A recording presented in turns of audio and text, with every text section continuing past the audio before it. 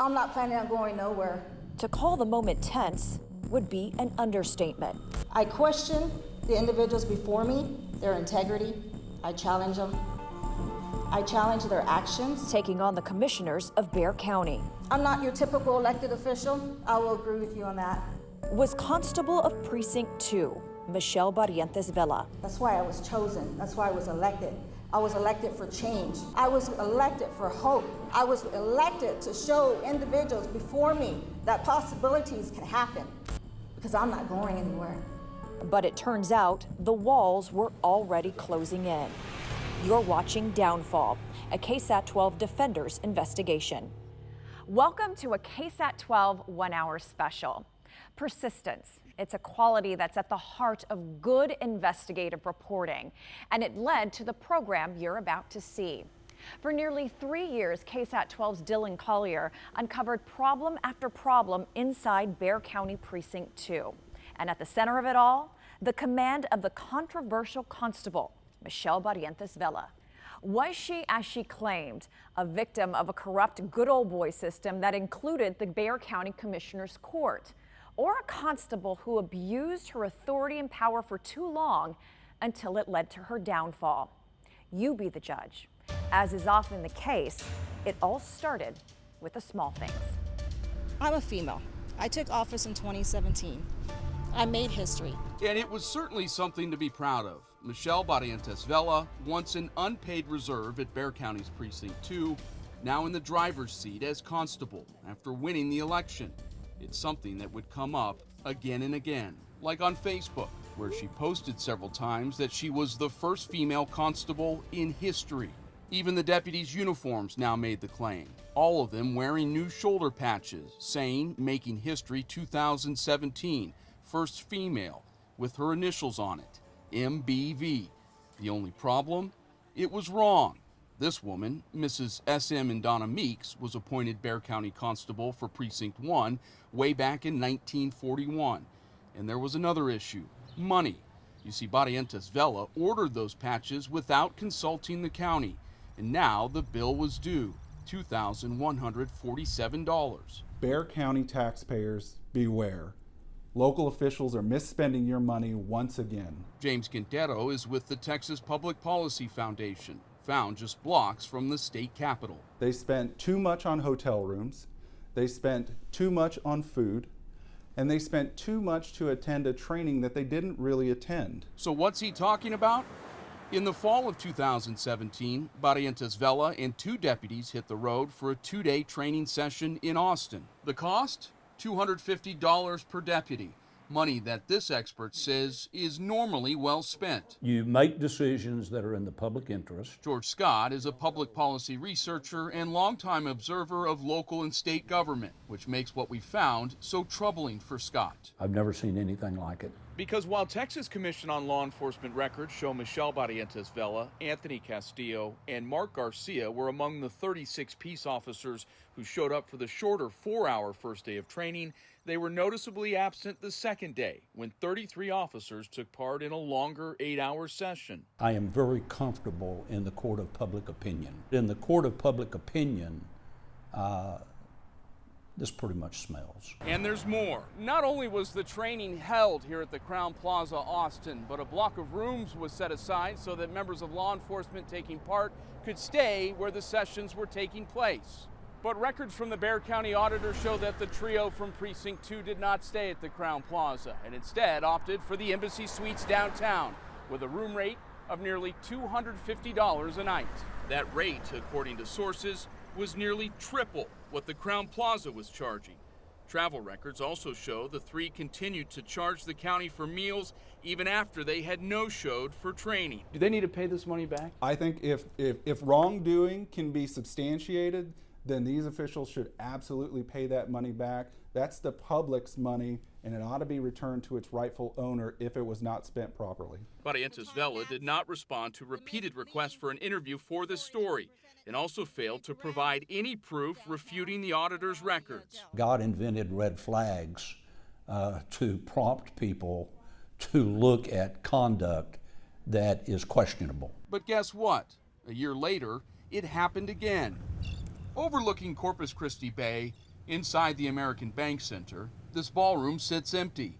But in the fall of 2018, peace officers from agencies across the state filled it for the Texas Commission on Law Enforcement's annual Training Coordinators Conference. We are the people's police. Bexar County auditor records show months earlier, in July, Precinct 2 Constable Michelle Barrientos Vela had taken advantage of T-Cole's early bird registration rate and signed up herself, her chief deputy Anthony Castillo, and her captain Mark Garcia, then made you, the taxpayer, reimburse her more than $460 for the registration fees. As attendees went to sessions in places like the Henry Garrett Ballroom, the state was actually tracking who was showing up. Records show Barrientos Vela, Castillo, and Garcia went to a combined total of 0 sessions. Precinct 2's only saving grace? Jeremy.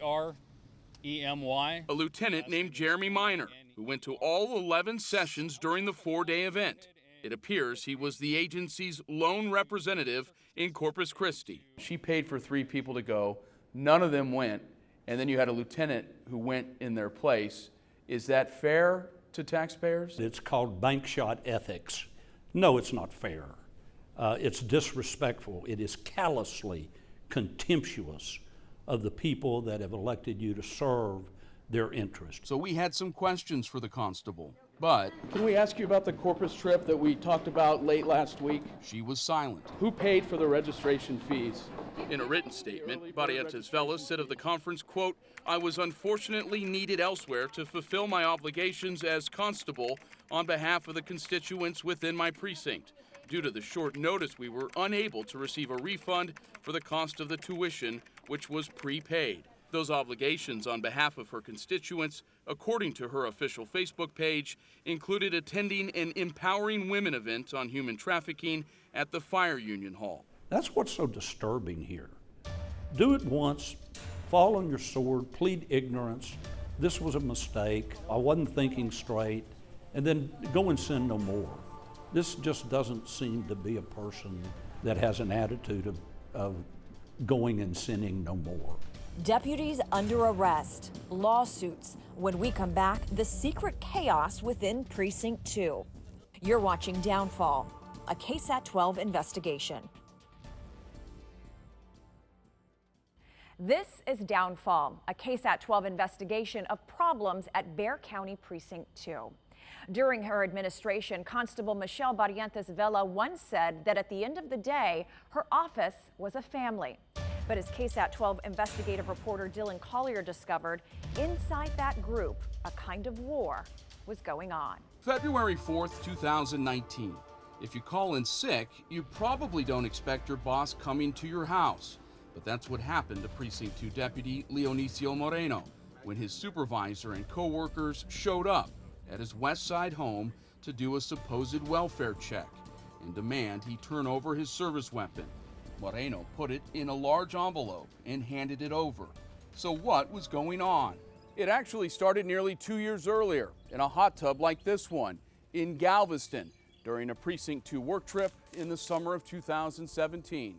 According to this sexual harassment lawsuit filed by Moreno against Barrientos Vela, while in a hotel hot tub, the constable repeatedly made attempts to touch and caress him and called the already married deputy her husband. The suit, which names Deputy Chris de la Cerda as a witness, claims Vela engaged in retaliatory conduct against Moreno because Moreno refused her sexual overtures and began setting Moreno up for failure.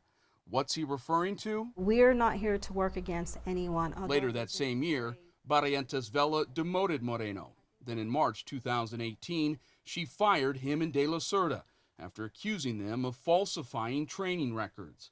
The Texas Commission on Law Enforcement investigated and backed up the constable, permanently reprimanding both men.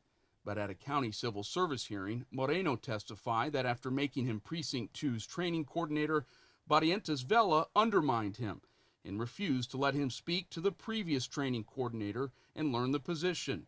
The result? Moreno won back his job and de la Cerda was returned to the force before his hearing even began, which brings us back to that February day when Moreno called in sick.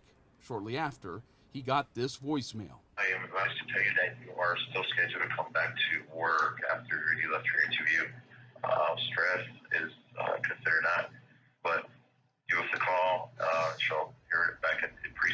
few hours later, Sergeant Gilbert Duquette upped the ante, showing up outside with 5 other deputies lining the front of Moreno's property and ordering him to surrender his firearm.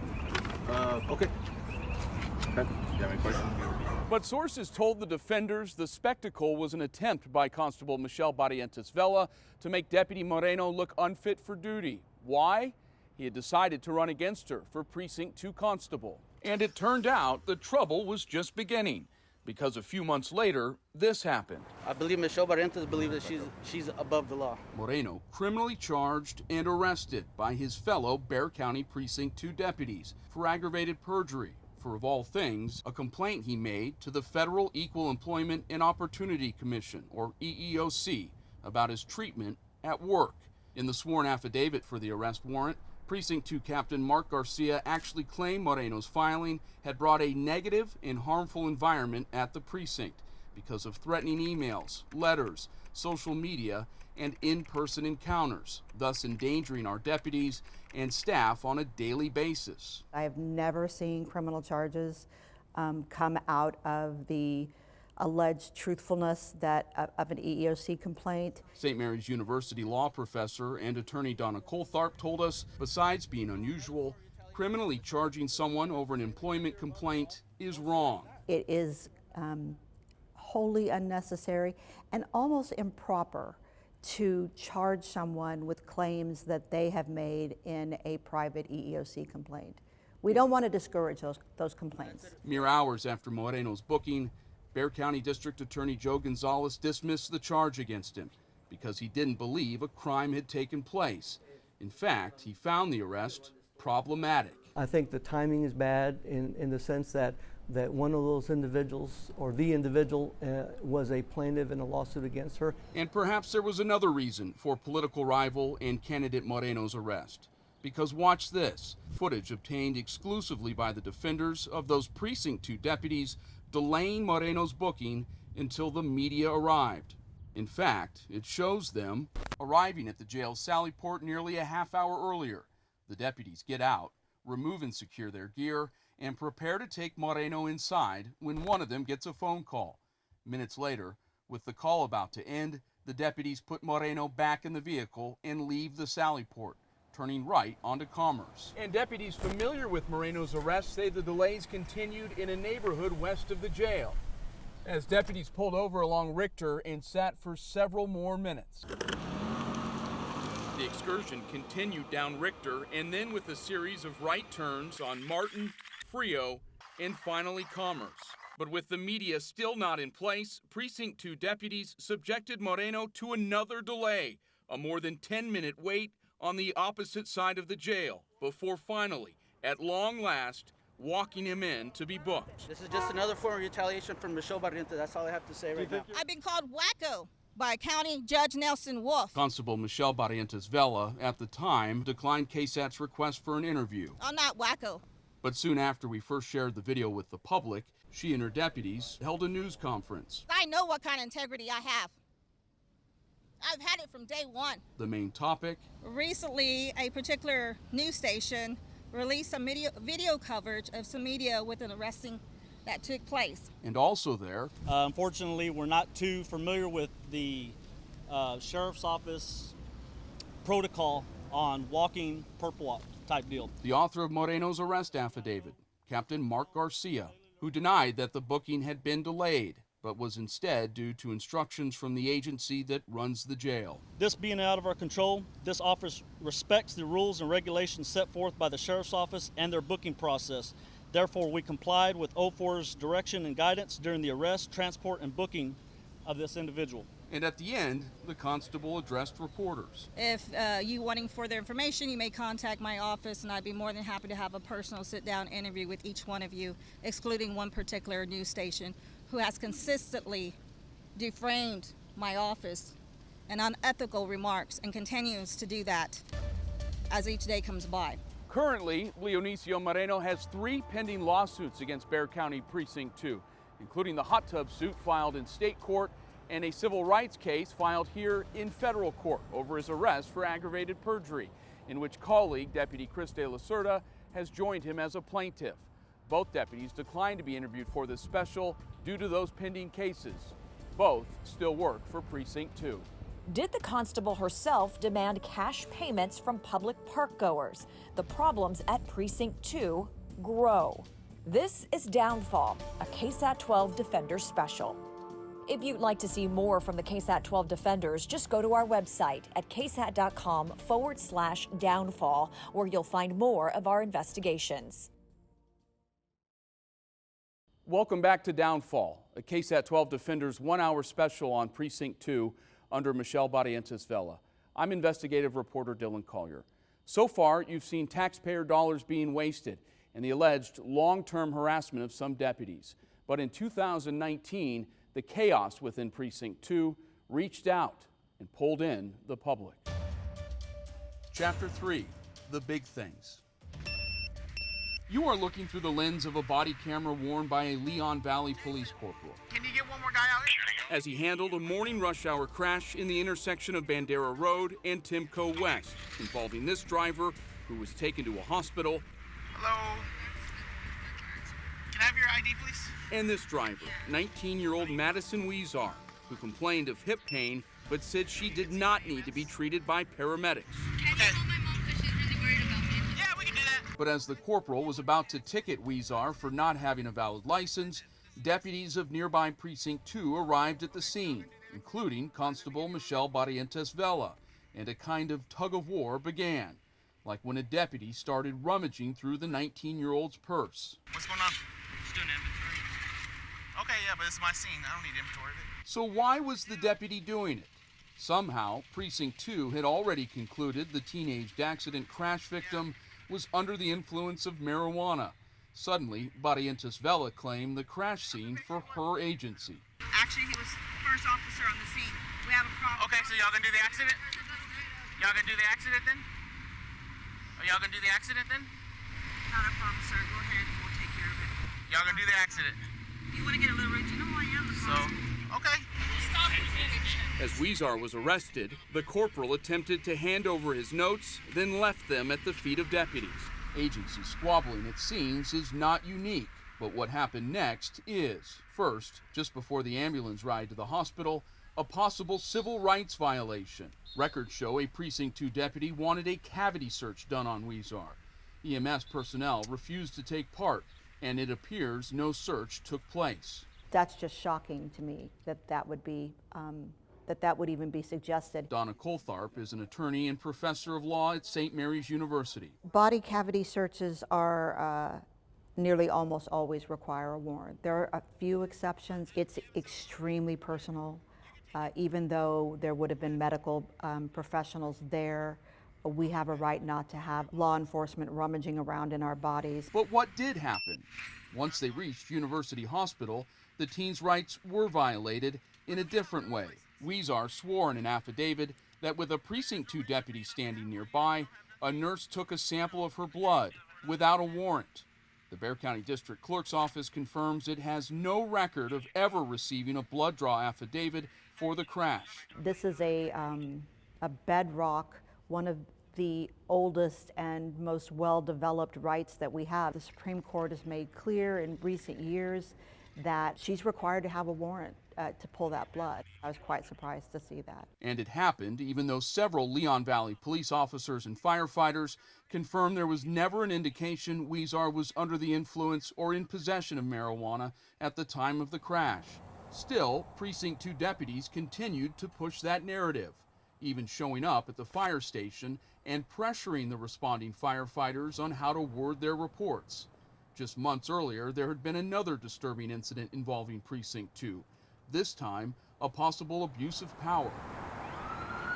November 2018, San Antonio police responded to this car lot in the 2600 block of South Zarzamora for a test drive turned auto theft. The San Antonio Police Department responded, but less than 2 hours after writing this offense report, dealer tag information, a surveillance picture of a possible suspect, a photo of the SUV, and its vehicle identification number, or VIN, were shared with the staff of a different law enforcement agency via text message.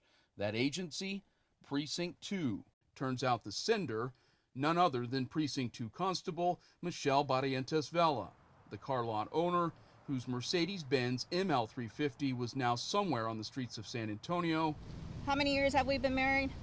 25 years. The constable's husband, Carlos Vela. 25 or so, going on more.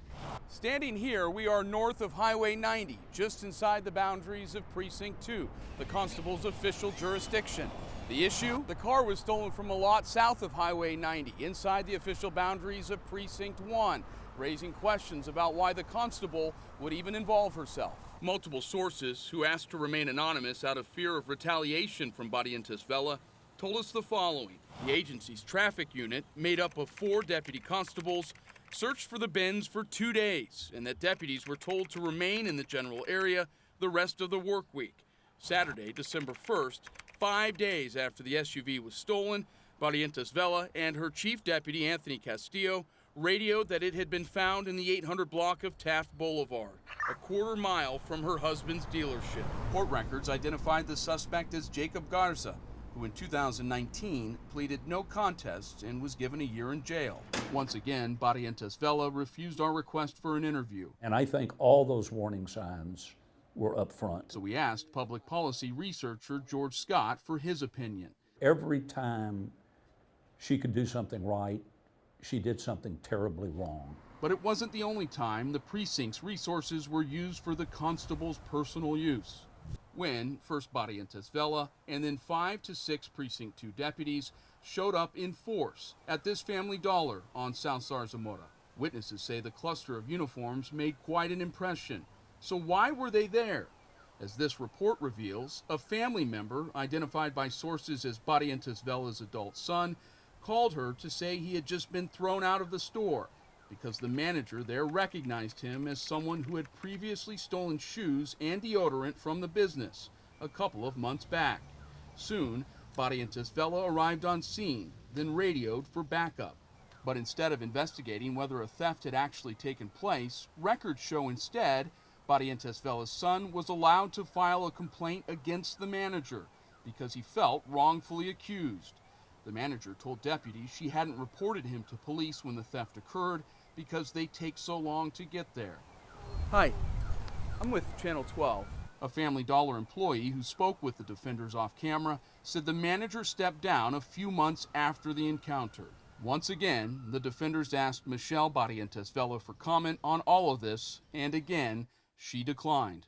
What I have seen and read and watched on video clips and reviewed just as an outsider is stunning. But to many observers, what comes next was the worst. According to a Bexar County Sheriff's report, it happened on Easter Day 2019, here in Rodriguez Park, when the practice of Barrientos Vela and members of her agency working security in exchange for money allegedly crossed into criminal territory. A local family had reserved a pavilion for their annual holiday get-together. But as they were setting up, Constable Michelle Barrientos Vela and her chief deputy arrived and said the public park was under Precinct 2's jurisdiction and that she wanted the space for her relatives. She then told the family they could have it, but that there was a new rule. They needed to pay $500 to Precinct 2 for security services. The family ended up paying $300 in cash. Professor Coltharp's reaction? Well, I guess, in mob language, this is shakedown conduct. And again, it's using we call it color of law. It's using your authority as a public servant. It's abusing that power. And it is particularly problematic because it's an abuse of power against just regular folks. So the county commissioner's court decided to meet and take action.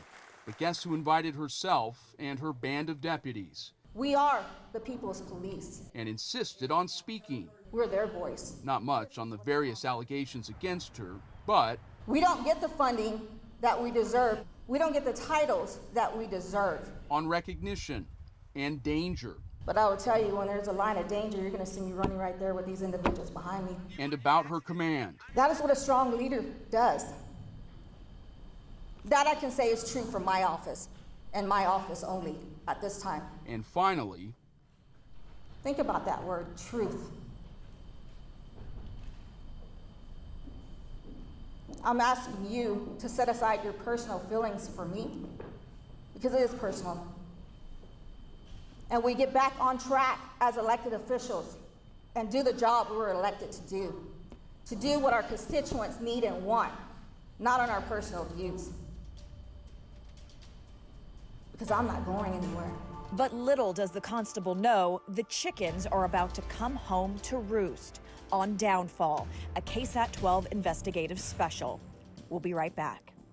If you have a tip or story idea for the defenders, please contact us at 210-351-1212 or email us at defenders@ksat.com.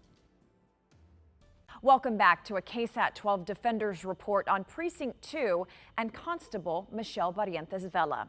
And now we come to the fourth part of our broadcast called The Raid. Here's Dylan Collier. September 23rd, 2019. These guys stopped your taxpayers' money to go on a parade here. And bright and early, the Texas Rangers, with an assist from the FBI, raid the offices of Precinct 2.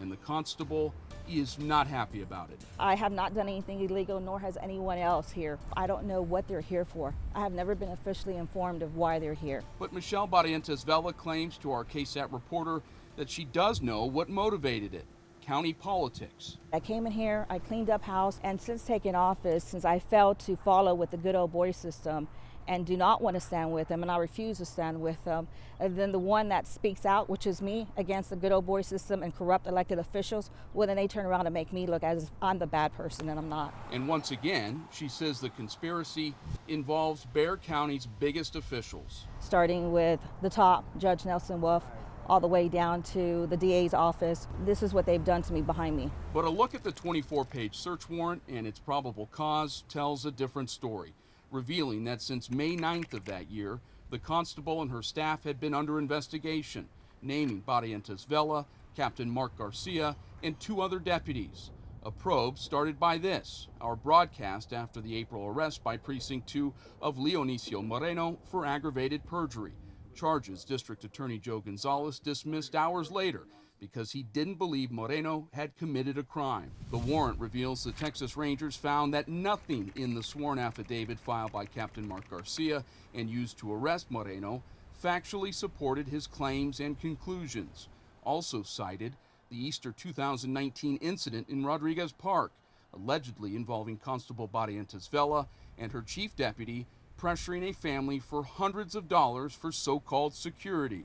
But the search warrant says that after the Rangers subpoenaed Precinct 2 for cash records related to that incident, a clerk from the constable's office contacted them, saying Barrientos Vela herself had told her to create the documents or, quote, they would visit her in jail. That day, investigators seized more than 74 items, including a document that read, shred documents related to Rodriguez Park. This is the first time anything like this has happened since I've been in office. That same afternoon, Bexar County held a press conference led by Judge Nelson Wolf, who had some advice for the constable. She needs to carefully review the things she's done in the last year or two and look a little bit at herself rather than trying to blame everybody else for her problems. But it turns out Barrientos Vela's problems were about to multiply.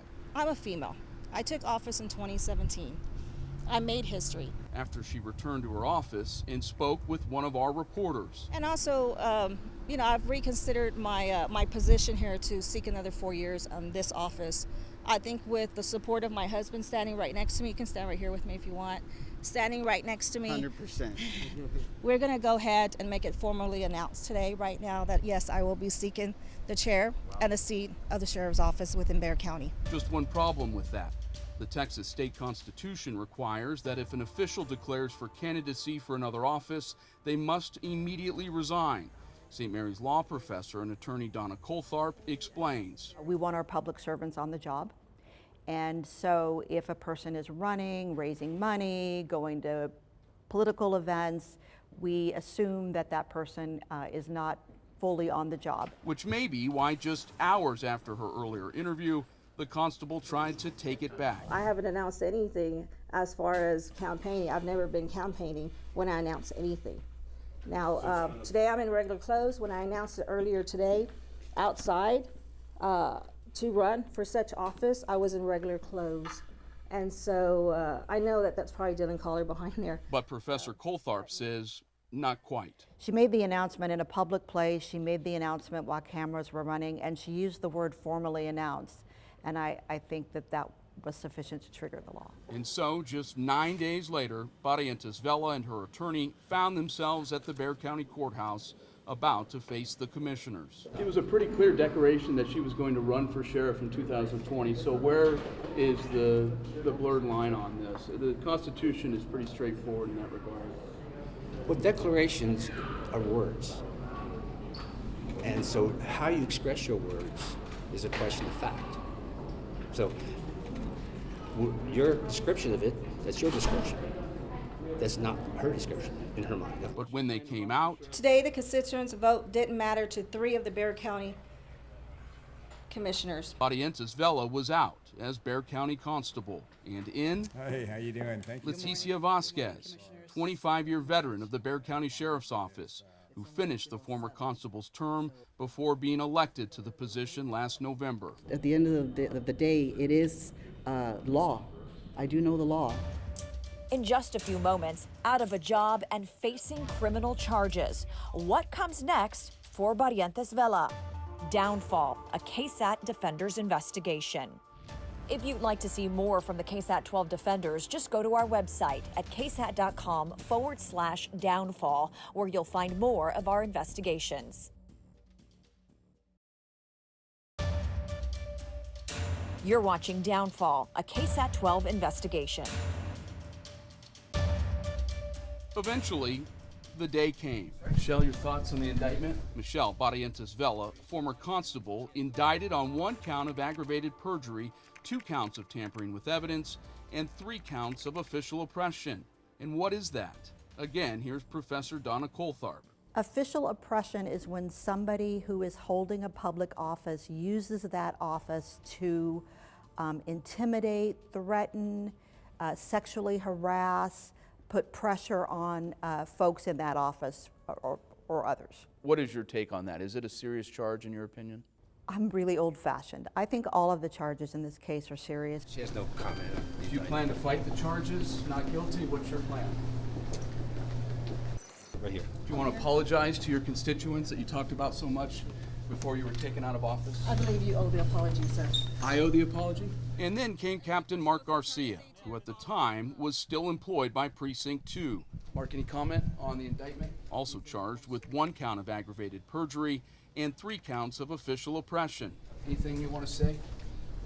Do you want to apologize to your constituents? He'll have no comment at this time. It looks to me like people are using their public office and the benefits that brings them, and they're using those powers to basically air their personal grievances and engage in power grabs, and it's messy. Case in point, after Barrientos Vela was booked, it didn't take long for things to get personal. I am completely innocent. Completely. Do you regret your treatment of Leo Moreno and Chris De La Serna? They are named in the indictments. The yellow journalism that has been trayed out here against me is with this individual standing right here today. He has alleged lots of allegations against me. Even after your indictment, you're still going to throw Yes, that out? I am. Yes. In fact, Barrientos Vela claimed the charges against her were because she wouldn't go along with what she called a corrupt good old boy system. I'm a determined person to end corruption here in Bexar County. But who drew That's up these it. charges against you? Who's corrupt? You're just throwing names out. You're not putting Again, the does anybody pieces else? together. Because we have a yellow journalism individual that I have nothing to say to.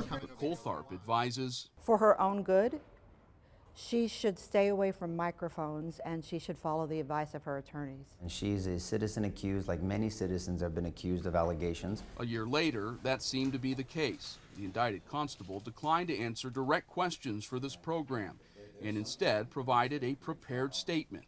Well, I'm proud of my team over at the Constable Office Precinct 2, and I still maintain my innocence, like from the beginning, like I said, and I look forward to my day in court. She maintains her innocence. That has not changed from the first day we've met with her and what we've reviewed so far. And But her criminal attorneys, Nico LaHood, former Bexar County DA, and Patrick Ballantyne, agreed to speak with their client sitting next to them. I mean, she did the job that she could at the time with knowledge and information she had. As for the criminal charges, we were prepared to deal with them one at a time. like felony aggravated perjury and the arrest of Deputy Leonicio Moreno, for, ironically, aggravated perjury. Perjury is one of the more difficult white-collar crimes to actually prove up. You have to prove beyond a reasonable doubt that whatever the alleged false statement was actually false. You have to prove that the person making it knew it was false at the time they were making it, and you have to show it was in connection with an official proceeding. Those are a lot of elements. What about the tampering with evidence? Associated with the Rodriguez Park shakedown scandal, records of cash transactions for supposed security. Well, we dispute that they were tampered with. What was in those receipt books, and why would the Rangers seize on that? All those questions you have are valid, and they'll be answered in the course of representing her. Any comment on the delay in booking him and the footage that has been released by the Bexar County Jail that shows him being brought into the Sallyport, reloaded, taken out, driven around? Yeah, no, not at this time. Okay. Will that be part of her defense, or answering those questions? You will know exactly what our defense is when we present it to a jury. Captain Mark Garcia also declined to be interviewed by us, but had attorney Mark Anthony Sanchez speak for him. He is no longer a peace officer with Precinct 2. He faces this federal civil suit that you mentioned. That's under correct. indictment for perjury and, by my count, 3 counts of official oppression. That's correct. How did we get to this point? It's a mystery to us, Dylan. I can tell you that the evidence that I've seen in the file shows that Mr. Garcia was a hardworking, dedicated law enforcement officer who's being persecuted for simply doing his job. So what about the aggravated perjury charge Garcia faces for claims he wrote in the warrant used to arrest his fellow deputy? The indictment alleges that he falsified an arrest warrant, but I'll tell you, Dylan, Mr. Garcia did his job 24 hours a day, 7 days a week, presented that information to a magistrate judge who approved it. So it's our position that Mr. Garcia did nothing wrong other than perform the duties under his job description. Coltharp says the following orders argument may not work. I don't know if it will clear him from these charges. My guess is not. Under the Fourth Amendment, somebody has to believe or have a reasonable belief as to the truth of what's in that affidavit that they used to get the warrant. But Sanchez says what Garcia swore to is true and he can prove it. There is credible evidence and information to support each and every element of the arrest warrant that Mr. Garcia prepared. The DA, at part of the indictment, came back and said that 5 specific things within Garcia's writing of the warrant were found to be false and misleading. Is it your defense that none of those things were false? The DA has it dead wrong, plain and simple. If asked, would your client, Mr. Garcia, testify against Vela at trial? I don't want to comment on that. Okay. Is it possible that he signs a plea agreement?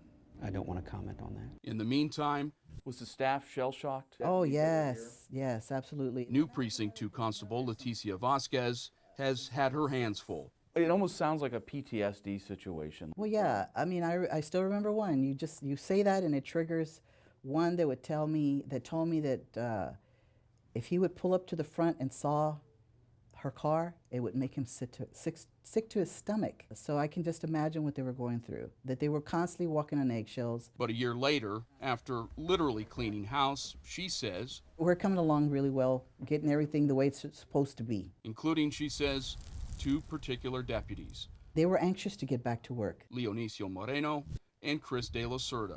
They wanted to work. Their lives had been turned upside down, so I had to do the right thing and bring them back. And I did. And actually they've worked out fine. They know this. They're part of the 3 that know this office and have kept this office running. But in the end, that's the thing that just drives me to almost bewilderment. George Scott has one lingering question. How did this go on so long? It was like there were red flashing signs that were just everywhere. This is not good. This is not good. Stop. Somebody stop her. His answer, a failure in county oversight. There just had to be people in Bexar County that could have done more when they needed to do more, but didn't do more, and a whole hell of a lot of people got hurt. A failure, he says, of nerve.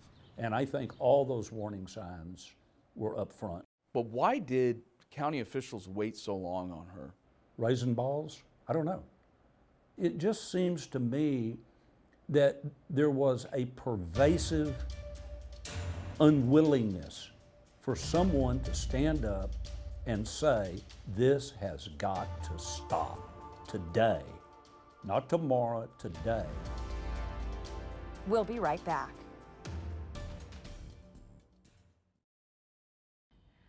Finally, sometimes a reporter can develop a unique relationship with the subject of his story. As you may have noticed, that was certainly the case here. Take a look. And I want to say thank you to the press and the media that have shown up to here today to listen to some of the concerns that we have within my office and what's being portrayed by a particular media station currently right now. Because you see, I have nothing to hide. I'm here in front of the media. I'm here to answer questions, and I'm here to answer the questions to my constituents and my community. Where are you? Are you concerned that you're going to be charged with a crime? Again, I'm concerned that this officer has been accused of such allegations. Which officer? Deputy Barloco is the one that's been accused He's of been this. put on the Brady list? Now, we are not going to answer questions at this point. You just said you were going to. Not right now, I'm not. Dylan Caller, we're not answering questions right now until we complete.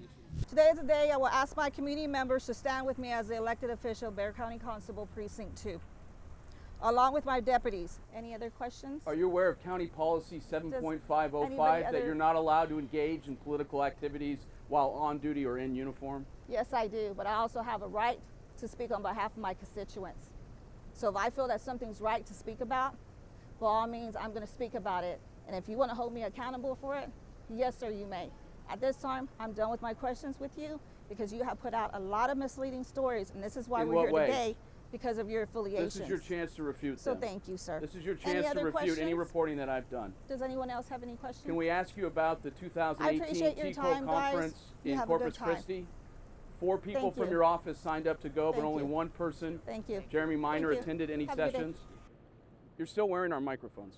Do you regret your treatment of Leo Moreno and Chris De La Cerda? They are named in the indictments. The yellow journalism that has been trayed out here against me is with this individual standing right here today. He has alleged lots of allegations against me. Even after your indictment, you're still going to throw Yes, that out there? I am. Yes. And so if anybody should be apologizing to the community, Mr. Dylan Caller, it is you. Well, that's it. Thank you so much for spending the last hour with us. And if you'd like to see more from the KSAT 12 defenders, just go to our website, ksat.com/downfall, where you'll find more investigations on Precinct 2, as well as some of the original stories this evening's program was based on. From the entire KSAT family, thank you for watching. Good night.